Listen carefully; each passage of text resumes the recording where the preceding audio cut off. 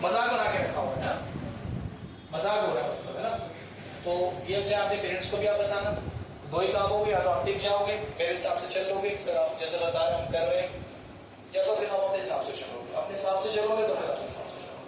तो जो बच्चा रेगुलर नहीं है, एब्सेंट है, बहाने कर रहा है, पढ़ नहीं रहा, टेस्ट नहीं दे रहा, उसको एक साथ फीस करें, एक साथ, ये बात ध्यान रखना। हाँ, जो रेगुलर चल रहा है अपने तरीके से कर रहा है, मत करता है, तो दो ही काम हो गए, भाग जाओगे यहाँ से, फिर से पढ़ना शुरू करो। मतलब सैटरडे को मैं लिख दिया मैंने, क्या अपना पेपर सॉल्व करके लगेगा, मैं लिख चेक करूँगा, मतलब उसका कोई मतलब कुछ नहीं है, मतलब आपने समझा हुआ है कि सामने वाला आपको देखो। सैटरडे को मैंने पॉइंट बना के भेज दिया कि पेपर, तो क्लास में बताया आपको कि आप पेपर सॉल्व करके लेके आएंगे, फिर कॉपी। उसके बाद भी इतने सारे बच्चे जिन्होंने नहीं किया, जिन्होंने कहा बोलता रहता है, मतलब यही इज्जत है हमारी, है ना, यही टीचर की वो है जो मैं बोल रहा हूँ, आप मेरी बात का इतना सम्मान कर रहे हैं, सर ने बोला है कि समय करनी चाहिए, जबकि इसको करने में हार्डली आधा घंटा नहीं लगता। 45 मिनट्स का टेस्ट था, एक बार ऑलरेडी आप टेस्ट दे चुके थे, तो क्वेश्चन आपको आते रहे, फटाफट आधा घंटे में आपका, आधा घंटा भी आपके लिए अगर सब्जेक्ट के लिए नहीं है, मेरे सब्जेक्ट के लिए, तो फिर आपका टाइम पास करना है। तो अगली बार से मैं आपको नहीं बताऊंगा आप रेगुलर है कि वो आपको प्रूफ करना पड़ेगा, मैं आपको जब नहीं बता देंगे कि बच्चे को कोई फीस नहीं होती, वो कर पा रहा है तो यहाँ टिका रहे, नहीं कर पा रहा है तो जरा ये सोल्यूशन निकलेगा। इससे तो बोल के मैं बहुत मतलब बोल दिया मैंने, लेकिन आप समझते कुछ बच्चे अच्छा कर रहे हैं, वेरी गुड, अच्छी बात, लेकिन कुछ अपने हिसाब से चलते हैं। पायदान, लास्ट पायदान पे पढ़ाई सबसे लास्ट होती है, चलो समय बचेगा आप तो पढ़ लेंगे, अदरवाइज क्या दिक्कत है। तो ये बात चाहे पेरेंट्स को मैं बता देगा, सबने ऐसा बोला है, तो वो उसमें एग्री करेगा तो अच्छी बात है। मंथली केवल उन्हीं के लिए फीस होगी जो बच्चे सिंसियर है। मेरी कह कि अच्छा बच्चा है वही, मैं उसकी बात नहीं कर रहा हूँ, मैं सिंसियर बच्चे की बात कर रहा हूँ। सिंसियर बच्चे का एवरेज बच्चा भी हो सकता है, बिलो एवरेज बच्चा भी हो सकता है, मुझे सिंसियरिटी चाहिए, जो सिंसियरिटी है वो चाहिए मुझे। देखो ये जो क्वेश्चन मैंने लिखा है, 3-4 चीजों से ही आप समझ जाएंगे, 3-4 एग्जाम्पल से ही आप इस बात को समझ जाएंगे, 3-4 एग्जाम्पल से आप इस बात को समझ जाएंगे।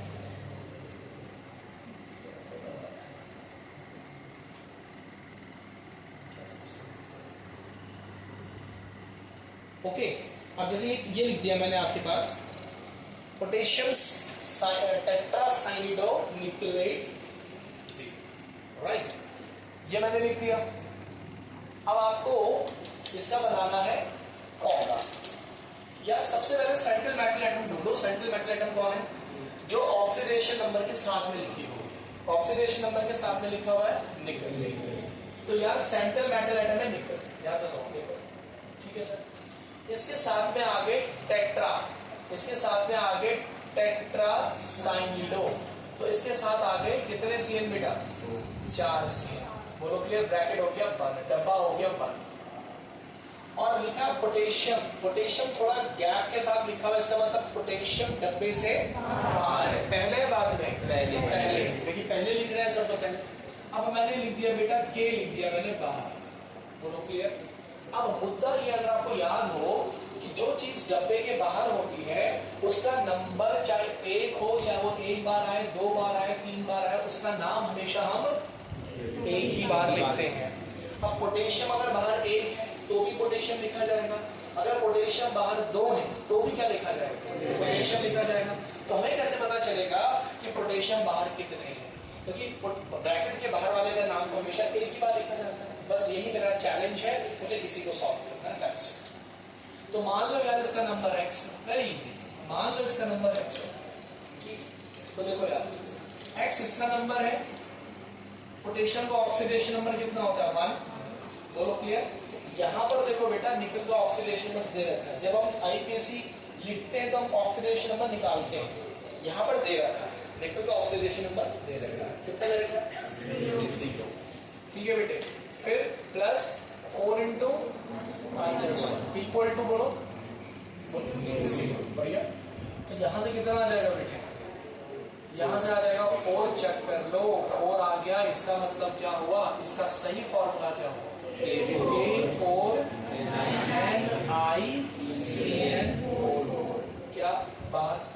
समझ में? बस इतना ही, बस इतना ही concept.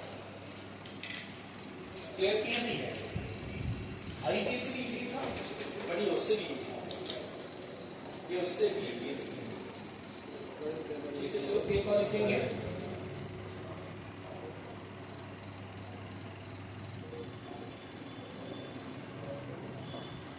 Potassium, potassium tetrachlorido mercurate, टेट्राक्लोरिडो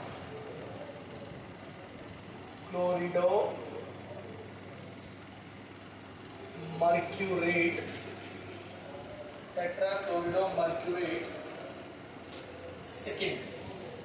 लो भाई, इसका जरा आप चेक करो, एक इसका बनाओ, एक बनाओ टेट्रा साइनिडो निकलेट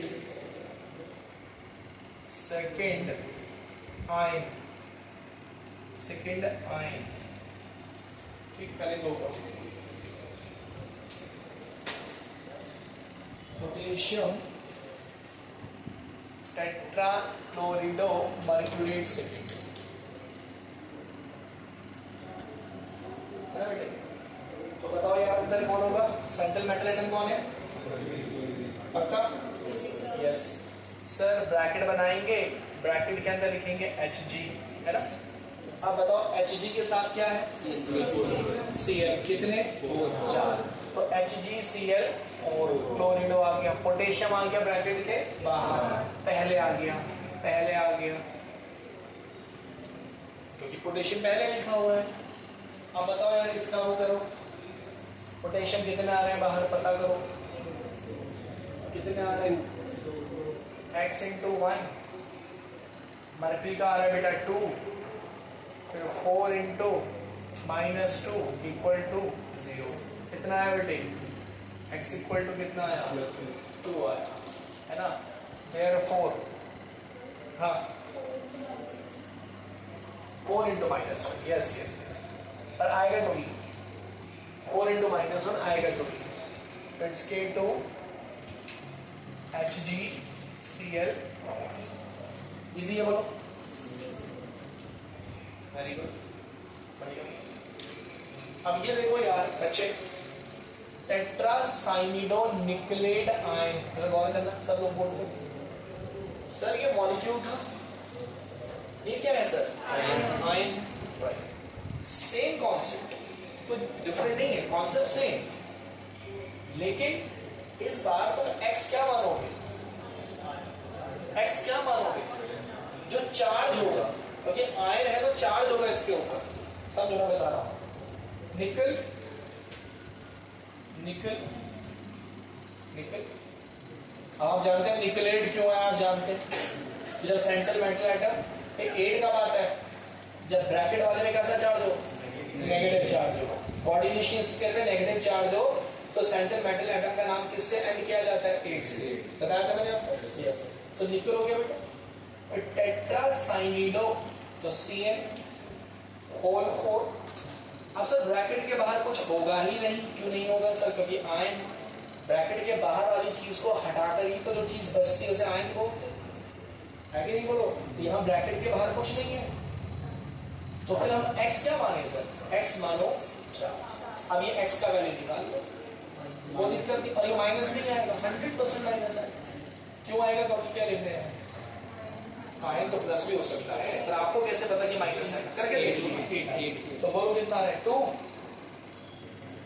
निकल का 2, 4 × -1 = x। कितना है बेटा? x = आया -1, वो ठीक है। तो therefore क्या आया? NiCN4 और पावर कितनी आ गई? -। सही बात, सही बात है।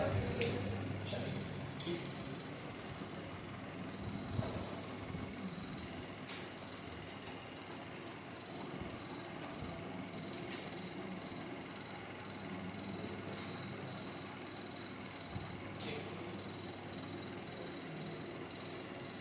नेक्स्ट एक लिखो, मैं आपको बताता हूं।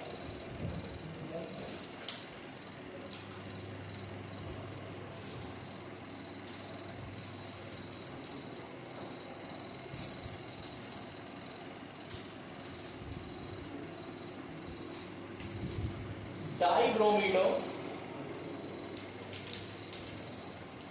Dibromido, dibromido bis ethane 1,2 diamine cobalt third chloride,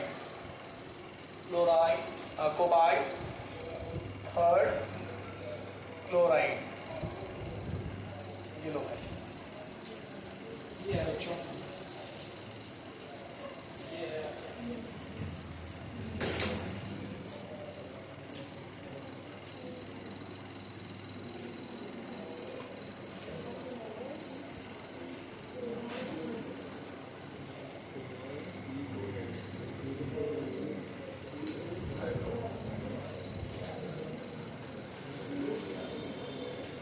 बोलो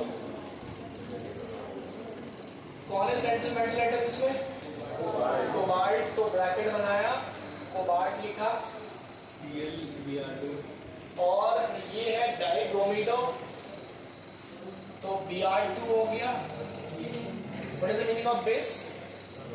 दो क्या है? En, बहुत बढ़िया, तो En होल ट्वाइस हो गया, और ब्रैकेट के बाहर इधर या उधर, क्लोराइड बाद में लिख रहे हैं, तो ब्रैकेट के बाहर Cl, तो Cl अब कितने Cl सर? तो जरूरी नहीं पता करता नहीं, एक्स मान लेते हैं, एक्स मान लेते हैं, Cl स्क्वायर बाहर इधर, कोबाल्ट का 3 हो गया, प्लस Br का बेटे -1 होता है, En का 0 होता है, प्लस x इंटू Cl का -1। दो बच्चे सॉल्व करके बताओ कितना है, बना रहे, बस हो गया काम, करो। तो हमारा फॉर्मूला हो जाएगा CO Br2 En whole twice Cl, सही है, सही है। एक आईपीएससी शायद रह गया है, दो ब्रैकेट्स वाले भी बताया मैंने आपको, दो ब्रैकेट्स वाले बताया नहीं बताया, वो रह गया शायद, चलो मैं बताता हूँ, दो ब्रैकेट्स वाले हैं, दो ब्रैकेट वाले हैं, ऐसा ये क्या है, खत्म हो गया सर, आगे इजी था ये, डल हो गए। अब एक आईपीएससी हमारा रह गया टाइप का, वो मैं बता रहा हूँ आपको, जिसमें स्ट्रक्चर डायरेक्ट होगा, नाम लिखना होगा, ठीक है। ये वाला तो कर लोगे ना, इजी है तो दिक्कत नहीं है, इसमें आसान है।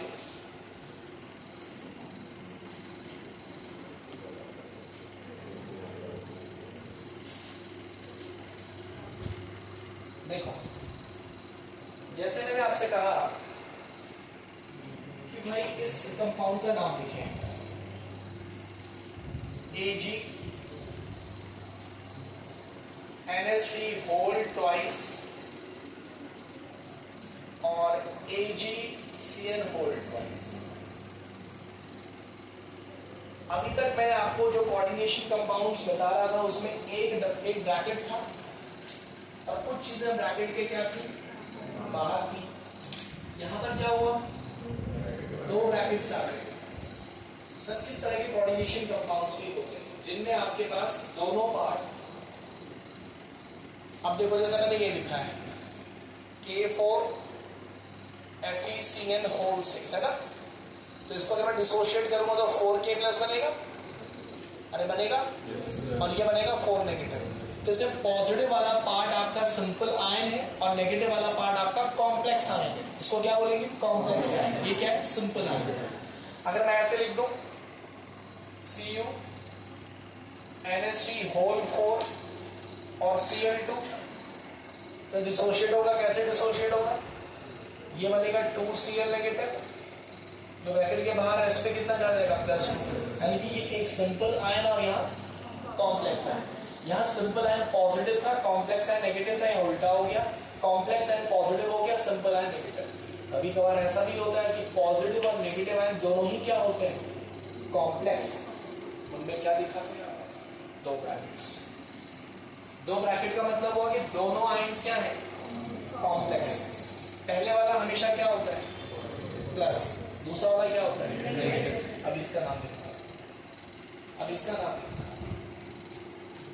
बोल ठीक है, इसका नाम लिखना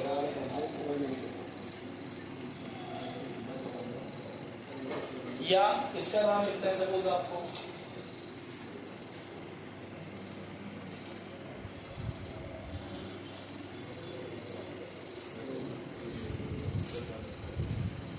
CrNO2 है आपके पास और अमोनिया O5 और NaCO4।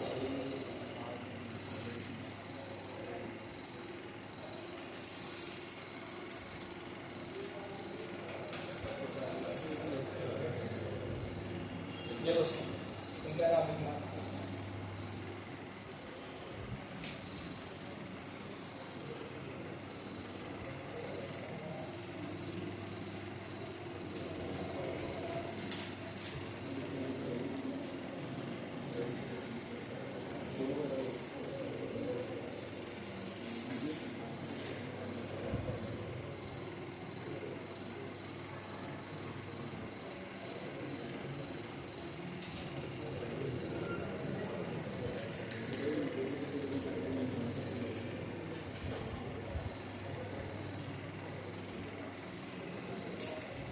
ऐसे लिख रहे हैं सर आपको, ठीक है। चलो देखो सर ये क्वेश्चंस कैसे होंगे यार, इसको आप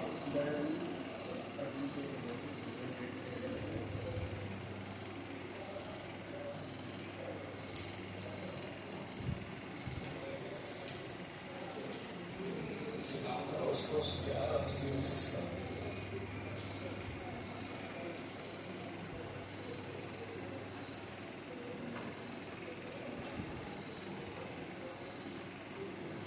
देखते हैं सर इसका नाम कैसे लिखेंगे। देखो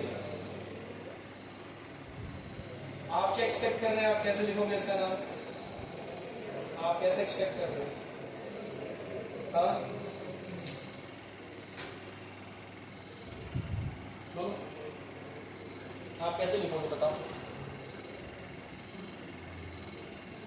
इसको क्या लिखोगे, पहले इसी का नाम लिखोगे, क्या लिखोगे डाई एमाइन, डायमाइन सिल्वर, बोलो ठीक है। ब्रैकेट में यहाँ ऑक्सीडेशन नंबर आएगा, आएगा इधर आ जाओ, इधर क्या लिखोगे डाई साइनिडो, ठीक है जोर से बोलो अर्जेंटेट, बिल्कुल। अब समझना भैया कुछ लोगों को ये दिक्कत कर गया होगा, अर्जेंटेट ब्रैकेट। सर पहले वाले ब्रैकेट में सिल्वर को सिल्वर लिखा और दूसरे वाले ब्रैकेट में सिल्वर को अर्जेंटेट लिखा, ऐसा क्यों? पहले वाला डब्बा प्लस चार्ज है और अगर ब्रैकेट में प्लस चार्ज आएगा तो सेंट्रल मेटल एटम का जो नाम है वही लिखा जाता है, लेकिन सेकंड वाले ब्रैकेट में नेगेटिव चार्ज आएगा और नेगेटिव चार्ज है तो सिल्वर जो सेंट्रल मेटल एटम उसका नाम किससे खत्म होता है एट से।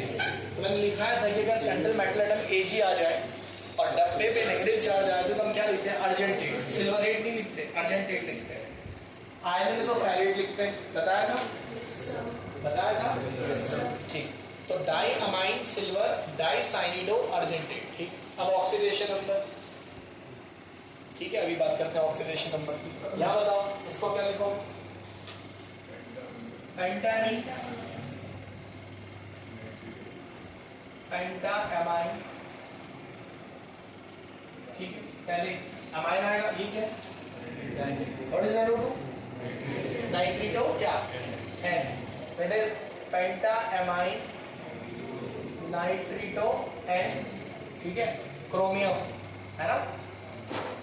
अरे क्रोमियम तो आएगा बच्चों, क्रोमियम यहाँ पे इसका ऑक्सीडेशन नंबर आ जाएगा, इधर क्या आएगा tetrachlorido nickelate, sorry zincate, tetra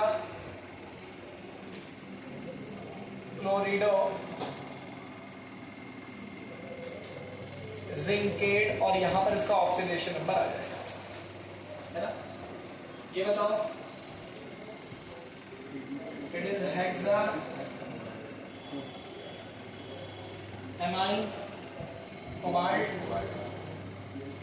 यहां पे इसका ऑक्सीडेशन नंबर आ जाएगा, और यहां आ जाएगा हेक्सासाइनिडो, हेक्सासाइनिडो, और यहां क्या आएगा बच्चों क्रोमेट, क्रोमियम के लिए क्या आएगा बच्चे क्रोमेट आएगा, yes and no, yes chromate आएगा, यहां आएगा बेटा क्रोमेट और ऑक्सीडेशन नंबर। अब मुद्दा ये कि ऑक्सीडेशन नंबर कैसे निकलेगा सर, ये तो समझा दिया आपने, ठीक है, पेंटामाइन नाइट्रिडो एंड क्रोमियम, ठीक है, ये सब हो गया। अब बताओ, अब ऐसे केसेस में आपने तो इसका ऑक्सीडेशन नंबर क्या मान लिया, x मान लिया, सुनो ध्यान से पहले x मान लिया, तुम इसका भी क्या मान सकते हो x, और तो कोई जरूरी नहीं है पर चलो मान लिया, क्या सोच के मान लिया इसका भी x, is a same central metal atom है, तो सेम सेंट्रल मेटल एटम है तो ऑक्सीडेशन नंबर क्या होगा सेम, लेकिन मैं आपको याद दिला दूं कोई जरूरी नहीं है, क्योंकि आप जानते हैं कि कंपाउंड्स में सेंट्रल मेटल एटम क्या होती है, ट्रांजिशन मेटल होती है, याद है कुछ, यहाँ पर जाकर आपको कौन सी मेटल दिखेंगी, D block element transition, transition metals की क्या होती है वेरिएबल, यस, तो कोई जरूरी नहीं है कि सिल्वर का ऑक्सीडेशन नंबर अगर यहाँ x है तो यहाँ भी x होगा, कोई जरूरी नहीं है, यस एंड नो। अब आप बोलेंगे सर इसको x मानेंगे इसको y मानेंगे तो सॉल्व तो होगा ही नहीं, होगा सॉल्व करके देखो जरा, 2 into 0 plus x, और यहाँ लिखो 2 into minus y, 2 into minus 2 plus y, एक इक्वेशन बनेगी जिसमें 2 और 2 आ जाएंगे, x और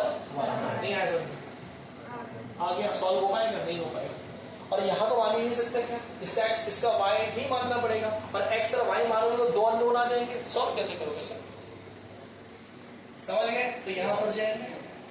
तो ऐसे जो दो डब्बे वाले हैं ना, इनके लिए आपको, मैं बहुत ज्यादा डिटेल में नहीं जा रहा हूं, इनके लिए आपको कुछ ऑक्सीडेशन नंबर याद करने हैं, कुछ मेटल्स के, और एग्जाम में एकेडमिक्स में आपको वो वही मेटल्स देंगे, सेंट्रल मेटल एटम वही देगा जिसका ऑक्सीडेशन स्टेट फिक्स हो, जैसे सिल्वर का ऑक्सीडेशन स्टेट फिक्स रहता है +1, जनरली सिल्वर अपने कंपाउंड्स में +1 ऑक्सीडेशन स्टेट दिखाता है जनरली, जैसे कि क्रोमियम है +3 दिखाता है, कोबाल्ट है +3 दिखाता है, जिंक है +2 दिखाता है, ये कुछ मेटल्स हैं जिनका ऑक्सीडेशन नंबर मैक्सिमम केसेस में फिक्स रहता है, तो आप एग्जाम में अगर कोई आपको 2 डब्बे वाला कोई आईपीएससी आएगा तो वो वही मेटल्स देंगे जिनका ऑक्सीडेशन नंबर क्या हो फिक्स हो, तो वेरिएबल वाले चांसेस कम है। अब जैसे प्लैटिनम, वो कॉम्पिटिशन एग्जाम में आते हैं, जैसे प्लैटिनम है तो प्लैटिनम +2 भी दिखाता है +4 भी दिखाता है, तो थोड़ा सा अलग चला गया, तो उस पर मैं फिलहाल बात नहीं कर रहा हूँ, पर जब ये देखो, अब आप अगर ये कॉन्सेप्ट आपको मालूम है तो सिंपल आपको ऑक्सीडेशन में निकालना ही नहीं है सर, जो याद करेगा वही, बताओ कितना लिखो, अरे सिल्वर का कितना होता है, बताओ हमारा क्रोमियम कितना होता है 3 होता है, 3 लिख दो सर, और ये क्या है जिंक, जिंक का कितना होता है 2 होता है, बस ज्यादातर बच्चे कंफ्यूज होते हैं इसलिए, ये बोलो कोबाल्ट 3, बढ़िया, और दूसरा कौन है क्रोमियम, ये भी 3 होता है, आया कि नहीं आया, आया, ये वो मेटल्स हैं जिनका ऑक्सीडेशन नंबर फिक्स कर रखा है, जनरली फिक्स होता है, ये होता है, तो ऐसे भी आपको एग्जाम में मिल जाते हैं क्वेश्चंस, 2 डब्बे वाले, ठीक है। प्लैटिनम का नहीं देना फिलहाल में, प्लैटिनम होता तो फिर थोड़ा सा दूसरा तरीके से करना पड़ता है सॉल्व,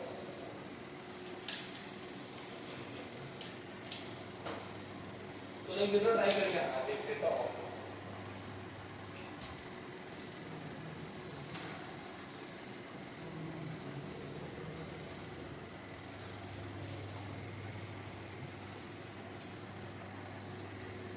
PtCl2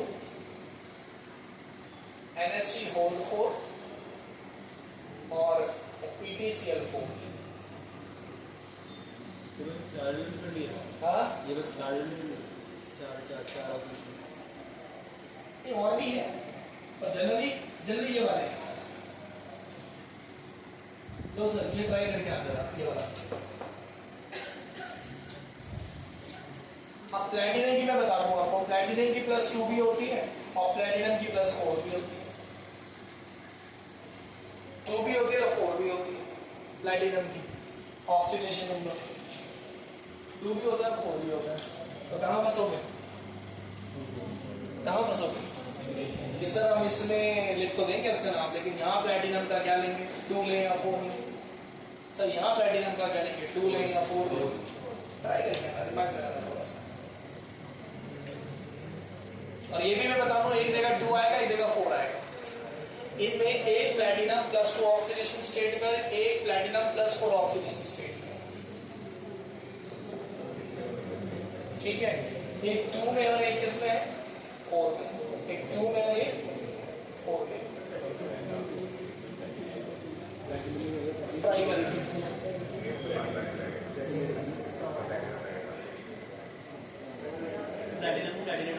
हाँ, Fe आपका Fe2+ भी होता है, जनरली 2+ होता है, और Fe3+ भी होता है। क्या ज्यादा डिटेल में नहीं जाते, जितना बता दिया ये आपके पास। और ये ट्राई करके आना आप।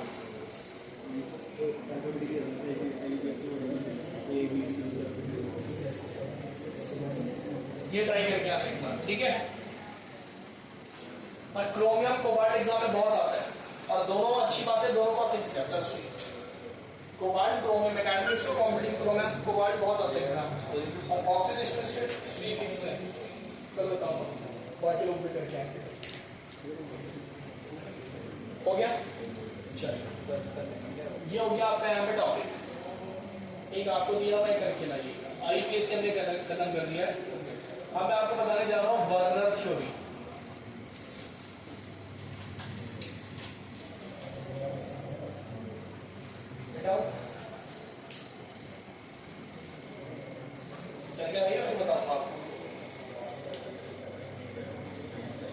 अभी हम आपको बताने जा रहे हैं बेटा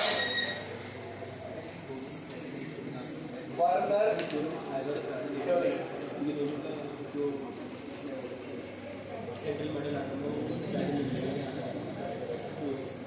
वर्नर थ्योरी चलो बात नहीं करेंगे बेटा, इसको बात नहीं करेंगे। वर्नर थ्योरी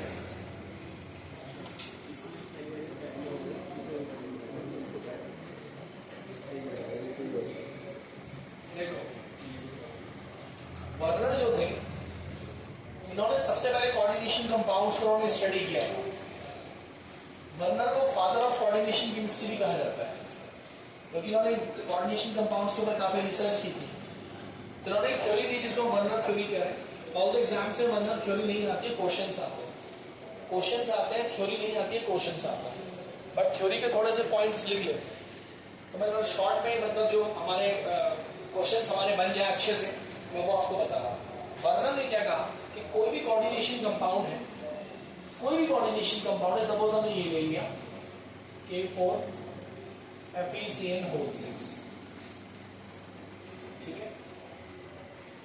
यहां पर जो सेंट्रल मेटल आयन है या एटम है, सेंट्रल मेटल आयन जो यहां पर होता है, सभी को मालूम है, इसकी 2 तरह की वैलेंसीज होती है।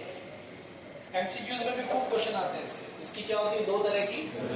इसका मतलब कि 2 तरह के बॉन्ड्स बनाता है, ये आप ये कह सकते हो, ये 2 तरह के बॉन्ड्स बनाता है। कोऑर्डिनेशन कंपाउंड में सेंट्रल मेटल एटम की 2 तरह की वैलेंसीज होती है। एक वैलेंसी को हम कहते हैं प्राइमरी वैलेंसी, और दूसरी वैलेंसी को हम कहते हैं सेकेंडरी वैलेंसी। 2 तरह की वैलेंसी है, 2 तरह की वैलेंसी। पहला उनका पॉइंट, और की पॉइंट यही है कि coordination compound central metal ions have 2 type of valencies, primary valency और सेकेंडरी। और क्वेश्चन भी इनके अंदर से बनता है। अब मैं आपको प्राइमरी वैलेंसी की 3-4 बातें बताऊंगा, फिर आपको सेकेंडरी वैलेंसी की 3-4 बातें बताऊंगा, ठीक है। 3-4 बातें जो बताऊंगा वो एमसीक्यू क्वेश्चंस के लिए, एमसीक्यूज में जो क्वेश्चन आते हैं नहीं आते, फिर मैं क्वेश्चन बता दूँ, ये एग्जाम में बड़े मार्क्स में आते हैं और खूब आ रहे हैं। एक क्वेश्चन तो आ ही रहा था थोड़े से 2-3 साल, बहुत आसान सा, बहुत आसान सा कॉन्सेप्ट। ठीक है, तो लिखो Werner theory. According to Werner theory,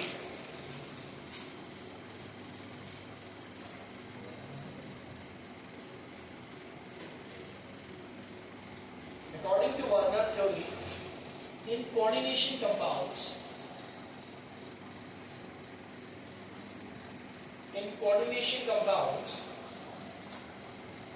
central metal ion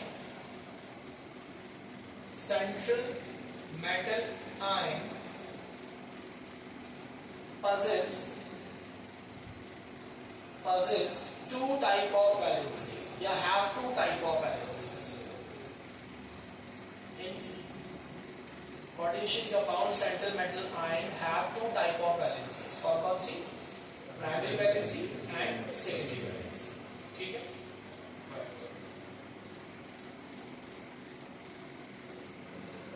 अब देखो पहला पॉइंट समझ लो, पॉइंट में समझ लो।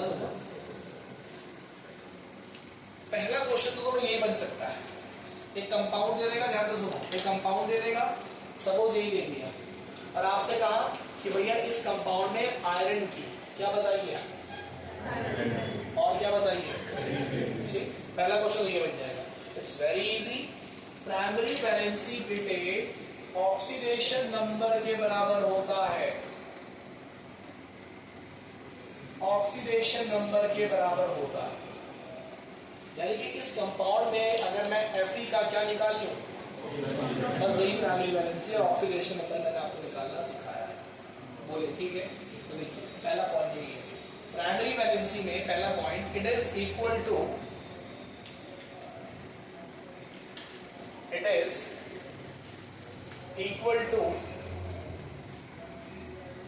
टू क्या, oxidation number. It is equal to oxidation number, याद रखना। ठीक है, और बेटा secondary valency equal to coordination number. Equal to क्या? Coordination number. कोऑर्डिनेशन नंबर याद है क्या होता है? यस, कि आपके कंपाउंड में लिगेंड्स ने टोटल कितने कोऑर्डिनेट बॉन्ड बना रखे हैं। कंपाउंड है, लिगेंड्स ने टोटल कितने कोऑर्डिनेट बॉन्ड बनाए, वो कहलाता है कोऑर्डिनेशन नंबर। ठीक है, सजा पता है बड़ा, अब एग्जाम्पल समझा देंगे। तो प्राइमरी वैलेंसी ऑक्सीडेशन नंबर के बराबर होता है और सेकेंडरी वैलेंसी किसके बराबर होता है? कोऑर्डिनेशन नंबर के बराबर होता है। पहला पॉइंट ये सबसे important point. Second, primary valencies are satisfied by negative charge. Primary valencies are satisfied by what? Negative charge. उधर लिखो। Secondary valencies are satisfied by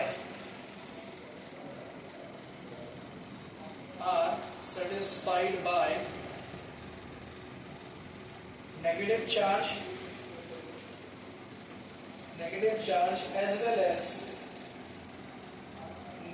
charge as well as neutral molecules,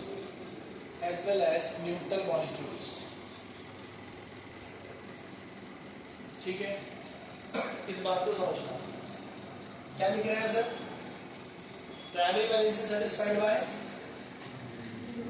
negative charge, ठीक, और यहाँ पे लिख रहा है satisfied by negative charge और कौन सा? Neutral molecule. हम इस बात को समझेंगे। सपोज बेटे मैंने आपको यहाँ पे दिया है compound FeCN4 H2O whole twice, ठीक है, और यहां लिख दिया मैंने +1। बोलो सही। अब इस कंपाउंड को समझो, ये कॉम्प्लेक्स आयन है, वरना थ्योरी आप आयंस में लगा लो, मॉलिक्यूल में लगा लो, कोई दिक्कत नहीं। तो ये मॉलिक्यूल आयन बनता है, समझ आ रहा है क्या बोल रहा हूं?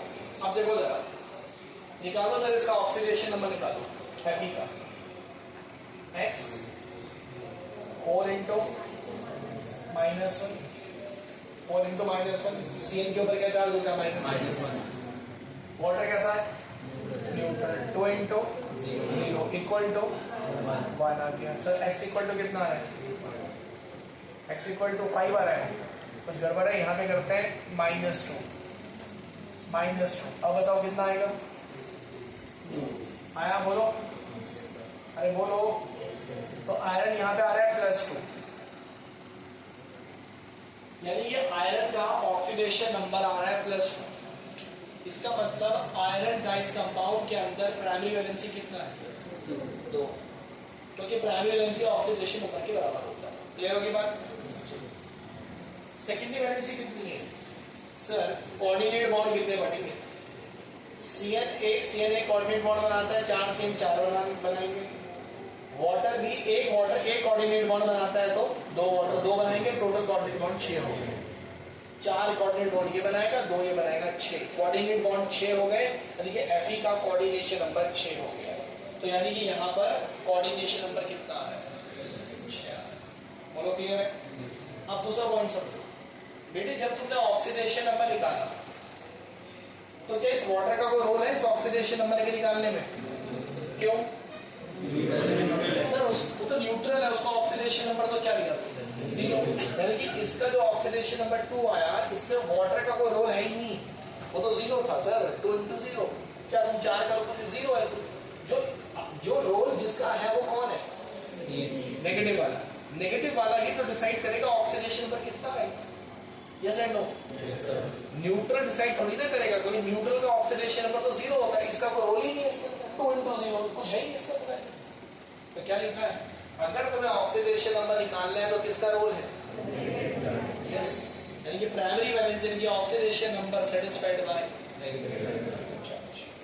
आया समझ कि नहीं? एक बात सुनिए, न्यूट्रल का कोई रोल नहीं है, लेकिन जब तुम कोऑर्डिनेशन नंबर निकाल रहे हो तो आप क्या कह रहे हो? 4 कोऑर्डिनेट बॉन्ड ये बना रहा है, 2 कोऑर्डिनेट बॉन्ड, यानी कि न्यूट्रल वाले को भी आपने लिया है। नेगेटिव वाला भी कोऑर्डिनेट बॉन्ड बनाता है और वाटर भी कोऑर्डिनेट बॉन्ड बनाता है, तो न्यूट्रल वाला भी आप इंक्लूड कर रहे हो। यानी कि कोऑर्डिनेशन नंबर जब तुम निकालते हो तो negative as well as positive का तो जिक्र नहीं होगा। बर्नर के समय में पॉजिटिव का तो जिक्र ही नहीं था, पॉजिटिव तो बात ही नहीं होगी। तो यहाँ पे नेगेटिव वाला भी कोऑर्डिनेट बॉन्ड बनाएगा और न्यूट्रल वाला भी, दोनों का इन्वॉल्वमेंट है।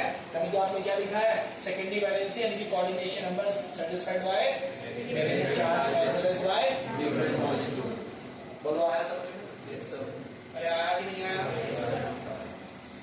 क्योंकि ये इसलिए बता रहा हूँ, इसके अंदर से क्वेश्चन एग्जाम में पूछ सकते हैं, इसके अंदर से MCQs बन सकते हैं क्वेश्चन के अंदर।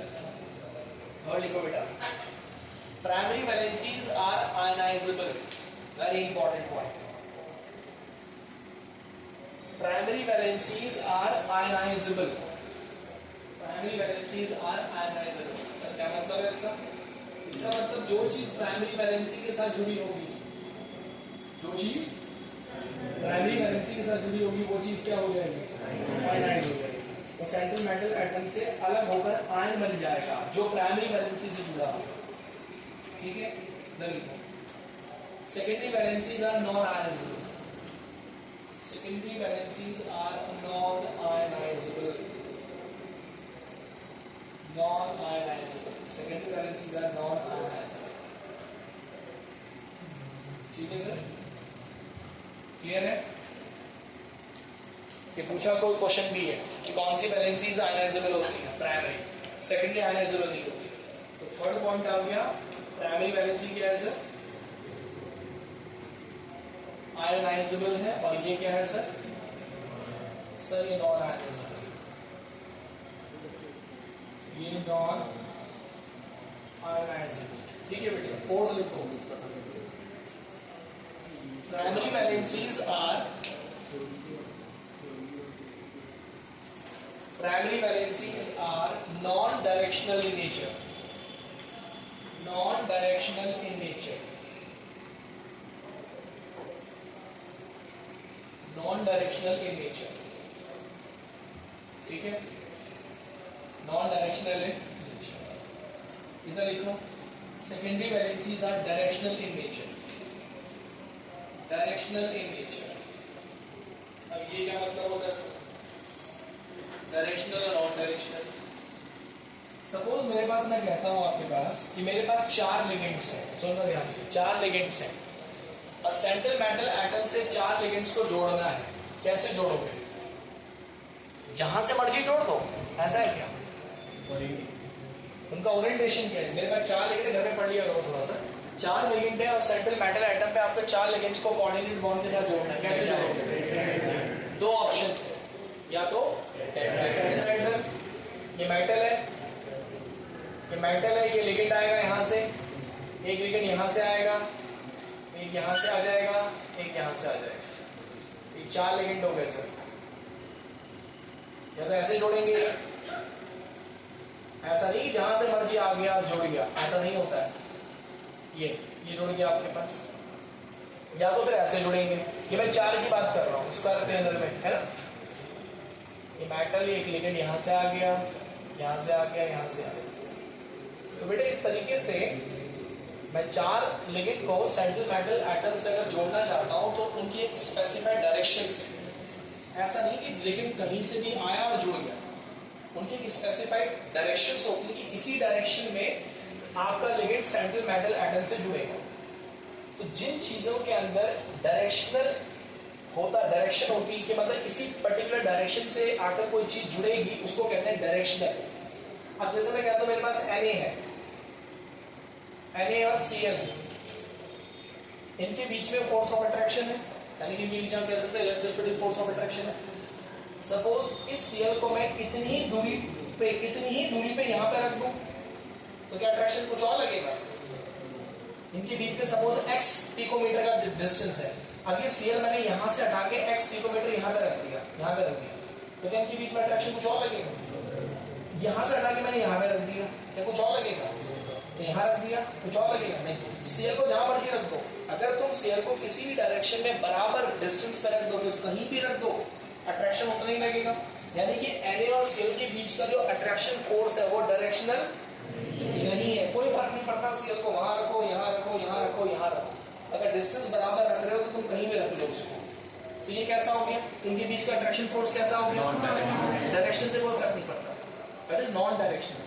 लेकिन यहाँ फर्क पड़ेगा, लिगेंड की डायरेक्शन से फर्क पड़ेगा. ऐसा नहीं कि लिगेंड कहीं से भी आओ और उठा के जोड़ दो ना. एक स्पेसिफाइड डायरेक्शन है, यहाँ से लिगेंड आएगा और सेंट्रल मेटल आयन से जुड़ेगा. तो जहाँ पे डायरेक्शन का इंपॉर्टेंस है वो है डायरेक्शनल, और जहाँ पे डायरेक्शन का इंपॉर्टेंस नहीं है वो नॉन डायरेक्शनल. तो कौन सी वैलेंसी नॉन डायरेक्शनल होती है? प्राइमरी वैलेंसी नॉन डायरेक्शनल होती है. जो चीज सेंट्रल मेटल आयन से प्राइमरी वैलेंसी के माध्यम से जुड़े हैं उनको कहीं भी जोड़ दो. लेकिन जो चीज किससे जुड़ी है उनको एक स्पेसिफाइड डायरेक्शन में ही जोड़ना होगा. अभी समझाऊंगा, एग्जांपल करूंगा तो और क्लियर होगी बात. ये बात क्लियर होगी एग्जांपल से. ये थ्योरी है. ये कैसा होगा बेटा? Non directional. जब हम इसके ऊपर क्वेश्चंस करेंगे तो एक एक पॉइंट आपको समझ आ जाएगा. ऑक्सीडेशन नंबर, आयनाइजेशन, सब चीजें. तो ये होती है डायरेक्शनल, नॉन डायरेक्शनल. और ये क्या होती है? ये डायरेक्शनल होती है सर. थोड़ा लिख लो और वेट करो थोड़ा सा. ये डायरेक्शनल होती है. ठीक है. अब ये बताओ अगला पॉइंट, इन दोनों वैलेंसीज में से कौन सी वैलेंसी आपके कंपाउंड या आपके कॉम्प्लेक्स की शेप बताएगी? जोर से बोलो. अच्छा दिमाग लगाए. कैसे बोल रहे हैं आप ये बात? क्योंकि सर प्राइमरी की तो डायरेक्शन ही नहीं है, जहां से मर्जी जोड़ दो. अब जहां से मर्जी जोड़ दो तो आपकी शेप होना डिसाइड हो पाएगी. अब ये शेप तुमने टेट्राहेड्रल बोली, ये शेप तुमने स्क्वायर प्लेनर बोली. इसको टेट्राहेड्रल क्यों बोला? क्योंकि यहाँ पे एक स्पेसिफाइड डायरेक्शन से आपके लिगेंड जुड़े. तो आप ऐसे अगर आपके लिगेंड जुड़ते हैं तो आप टेट्राहेड्रल बोल देते हो.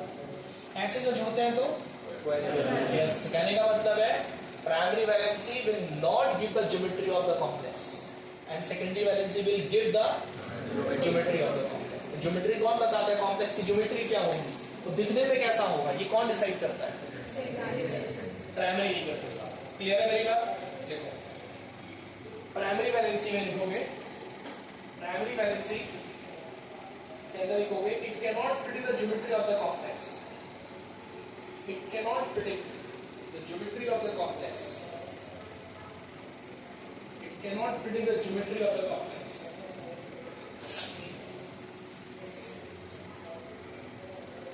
ये ज्योमेट्री नहीं बताएगा, प्राइमरी वाला ज्योमेट्री नहीं बताएगा। क्या लिखो, it defines the geometry of the complex, it defines the geometry of the complex, it defines the geometry of the complex, right? ठीक है बच्चे। और last point, sir primary valency को दिखाने का तरीका क्या है? Dotted line. अगर कोई चीज प्राइमरी वैलेंसी से जुड़ी है तो आप डॉटेड लाइन से जोड़ोगे उसे, और अगर कोई चीज सेकेंडरी वैलेंसी से जुड़ी है तो डार्क लाइन से जोड़ोगे। अब देखो मैंने कैसे लाइन बनाई, डार्क, ऐसे नहीं बनाई ना, ऐसे। अगर ऐसे बनाता मैं ऐसे डॉटेड लाइन, तो इसका मतलब क्या होगी, प्राइमरी वैलेंसी। ठीक है, तो ये लीस्ट इंपॉर्टेंट पॉइंट है क्या हो गया, primary valency is represented by dotted line, primary valency is represented by dotted line या dash line भी बोल सकते हो, is represented by dash line, is represented by dash line, और उधर क्या होगा, secondary valency is represented by बोलो solid line या dark line। ये सब ज्योमेट्री बताएगा। नंबर थर्ड, इसको ऐसे शो करेंगे डॉटेड लाइन से, इसको ऐसे शो करेंगे, इसको ऐसे शो करेंगे। ठीक है, ये तो हो गई थ्योरी सर। अब सर क्वेश्चंस करते हैं। सर क्वेश्चन कैसे बनेगा, क्वेश्चन कैसे बनेगा उसके ऊपर बात कर रहे हैं। यहाँ से आपका एमसीक्यू क्वेश्चन बनेगा स्टेबल के अंदर से। अगर बना कौन सी वैलेंसी अनरेजबल है, कौन सी वैलेंसी डैश लाइन से शो करते हैं, कौन सी वैलेंसी ज्योमेट्री बताता है, ये सब बातें। कोऑर्डिनेशन नंबर कौन सी वैलेंसी के बराबर होता है, ऑक्सीडेशन नंबर कौन सी वैलेंसी के बराबर होता है, ये सब बातें। ठीक है, ओके।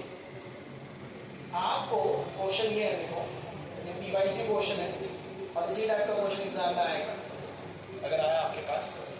देखो हमने कंपाउंड लिया COCl3.6NH3, बोर्ड पे ध्यान देना सर, लिखना बताइए बोर्ड पे। ये कॉम्प्लेक्स कंपाउंड है, ठीक है, ठीक है मैडम, क्या है? हाँ। और आपने इसमें मिलाया AgNO3, और AgNO3 आपने मिलाया बिल्कुल भर भर के, एक्सेस खूब बढ़िया। इसको इसमें मिलाने पर आपने नोटिस किया कि यार आपको 3 मोल AgCl मिल रहा है। आपने इस कंपाउंड के अंदर एक्सेस AgNO3 मिलाया, ठीक, और बहुत सारा AgNO3 मिलाने पर आपने देखा कि you are getting 3 mole of AgCl। PPT होता है AgCl, प्रेसिपिटेट होता है, उसके 3 मोल आपको मिले। ये आपको जानकारी दे रखी है, ठीक है। अब आपसे पूछा गया पहला, इस कंपाउंड का फॉर्मूला लिखो, इस कंपाउंड का फॉर्मूला लिखो। फिर आपसे बोला गया इस कंपाउंड की प्राइमरी वैलेंसी बताओ, इस कंपाउंड की प्राइमरी वैलेंसी बताओ। फिर आपको बोला गया इस कंपाउंड की सेकेंडरी वैलेंसी बताओ।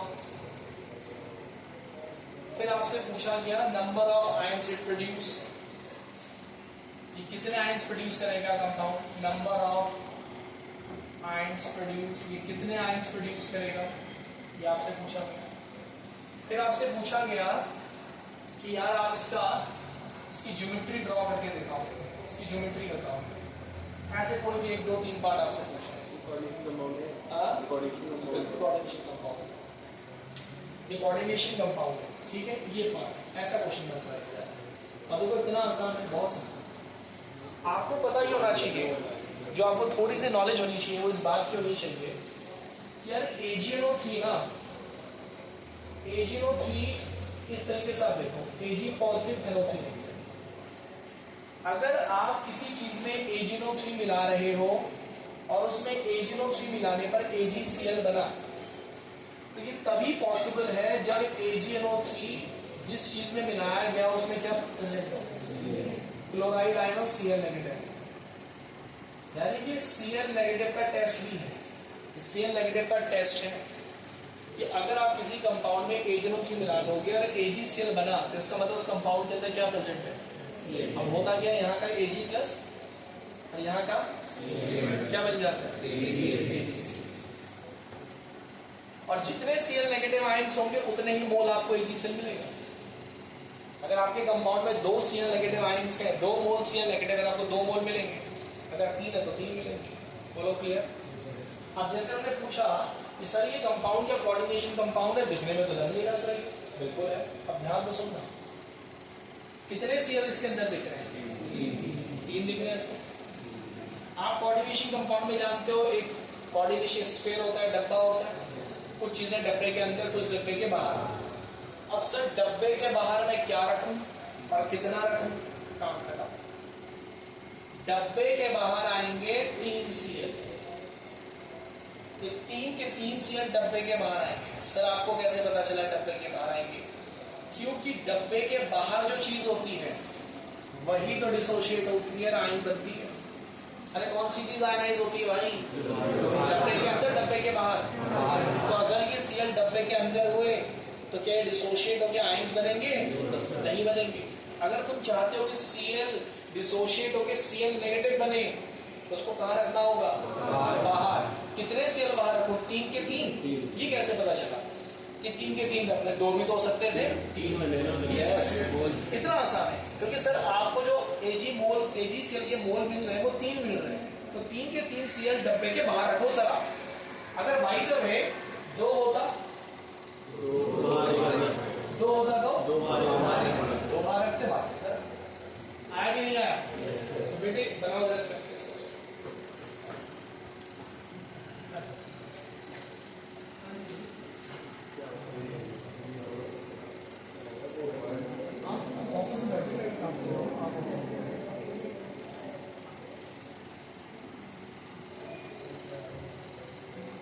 हाँ जी, आया कि नहीं आया बोलो सर बेटे।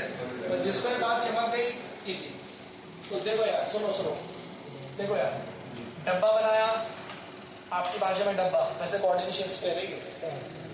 बाहर क्या रहेगा, कितने Cl, 3 Cl बाहर कर दो सर। Cl नेगेटिव होता है यहाँ मत लगा देना, पहले मत लिख देना Cl, है ना, क्लियर। और अब क्या बचा, CO और अमोनिया बचे 6 अमोनिया। लो सर ये रहा इसका फॉर्मूला, CONH3 बाहर 3 Cl।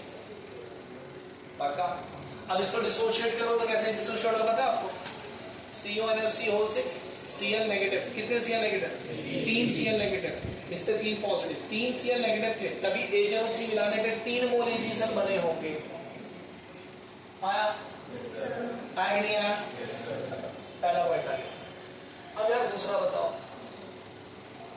प्राइमरी वैलेंसी, झट से दिमाग में, प्राइमरी वैलेंसी ऑक्सीडेशन होता है। प्राइमरी वैलेंसी निकाल लो, प्राइमरी वैलेंसी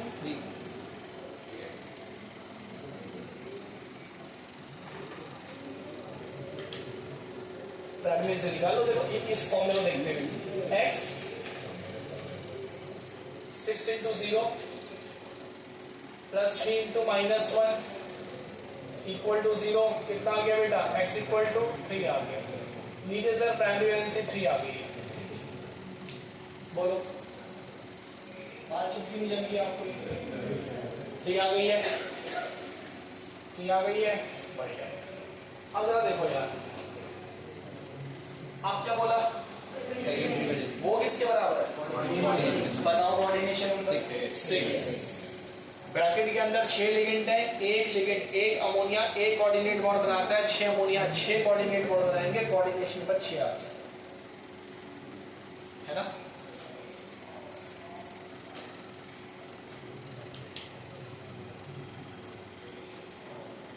तो secondary valency equal to coordination number, secondary valency equals to coordination number होता है जो कि बेटा आ रहा है 6। अब बताओ 4, बताओ कितने आयंस देगा ये, बोलो आप। बीच में वॉशरूम कर रहा है, आयंस बताइए जरा पहले। कैसे 4? तो देख के पता लग रहा है सर। 3 कहां से होगा यार? 3 तो ये होंगे। अरे डब्बा भी तो होगा, डब्बे पे चार्ज नहीं आएगा क्या?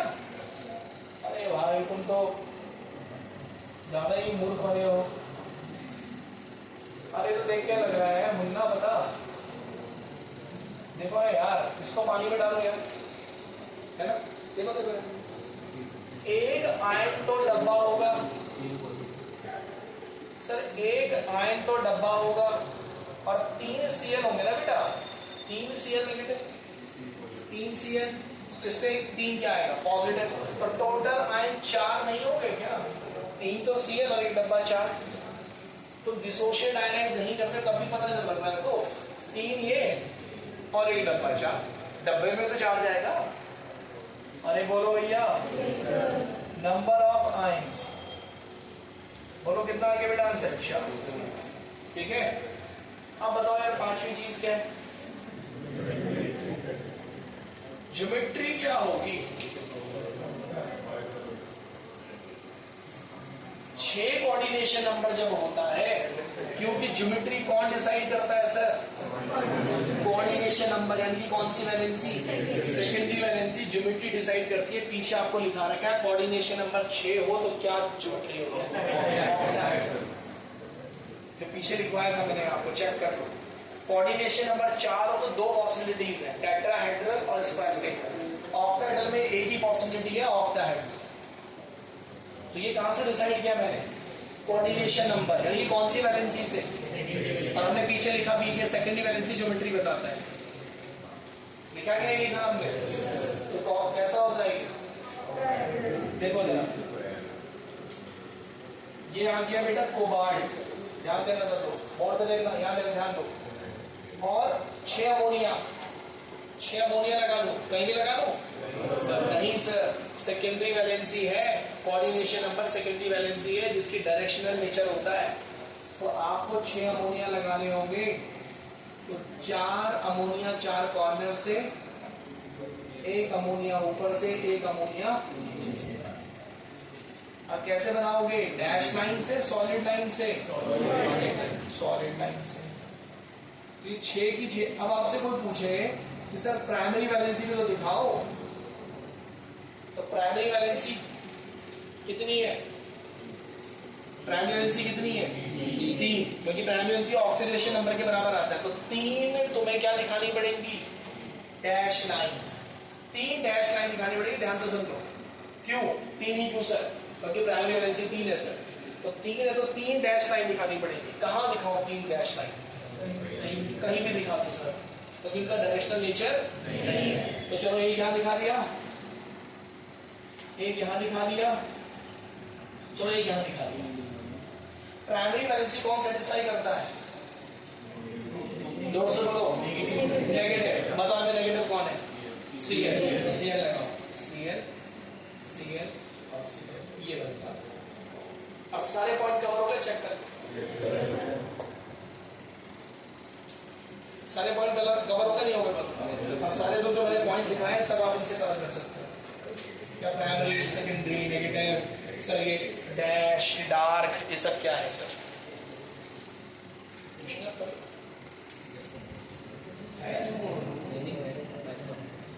बोलो भाई बोलो।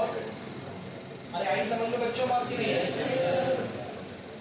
तो इस तरीके से ये होता है। अभी खैर और क्वेश्चंस करने हैं इसके ऊपर, जस्ट एक वो था आपका मतलब कैसे आप क्वेश्चन को अप्रोच करेंगे वो आया। शिवांश जी है क्या समझ में? हाँ, ये डायरेक्ट डैश क्यों लगाए? 3 ही क्यों लगाए? प्राइमरी एलएनसी होती है ना सर, 3 लगाए, ठीक है। और सीएल क्यों लगाया? क्योंकि प्राइमरी एलएनसी कौन सेटिस्फाई करता है? नेगेटिव सेटिस्फाई करता है। यहाँ नेगेटिव कौन है? सीएल। 3 सीएल है, 3 नेगेटिव लगा दो। ये घर के लिए ट्राई करके देखो, आपको सेम करना, घर से ट्राई करके आना, सेम करना। यहाँ 5 कर दो, यहाँ 5 कर दो और यहाँ 2 कर दो, निकाल दो, कोई बात नहीं, बस खोल दो। जब तक मैं लिखना बंद कर दूं पैटर्न बंद कर देता हूं।